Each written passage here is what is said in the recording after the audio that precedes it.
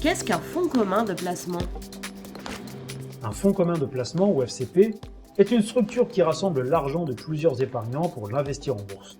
Cela signifie que plusieurs personnes confient la gestion de leur argent à ce fonds pour qu'il le fasse fructifier sur les marchés financiers, avec l'objectif de récupérer des bénéfices. Les fonds communs de placement sont des organismes de placement collectif ou OPC. Quel est le statut juridique d'un fonds commun de placement?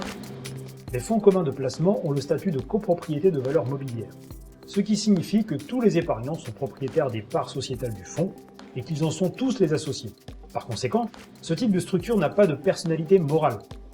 Les épargnants font donc appel à une société, qu'on appelle une société de gestion, pour s'occuper de leurs titres financiers. Elle agit pour le compte des épargnants et dans leur seul intérêt. Quels sont les différents fonds communs de placement collectif? En fonction du niveau de risque et de la nature des investissements, on peut répartir les fonds communs de placement en 6 catégories.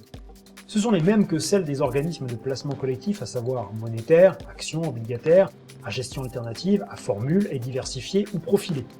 Il existe aussi différents types de FCP. FCPR pour fonds communs de placement à risque, les FCIMT pour fonds communs d'investissement sur les marchés à terme, les FCPE pour fonds communs de placement d'entreprise, les FIP pour fonds d'investissement de proximité et les FCPI pour fonds communs de placement dans l'innovation. Quelles sont les différences entre un FCP et une SICAV? Les FCP et les SICAV sont tous les deux des organismes de placement collectif. Ils regroupent des épargnants et investissent pour eux sur les marchés financiers.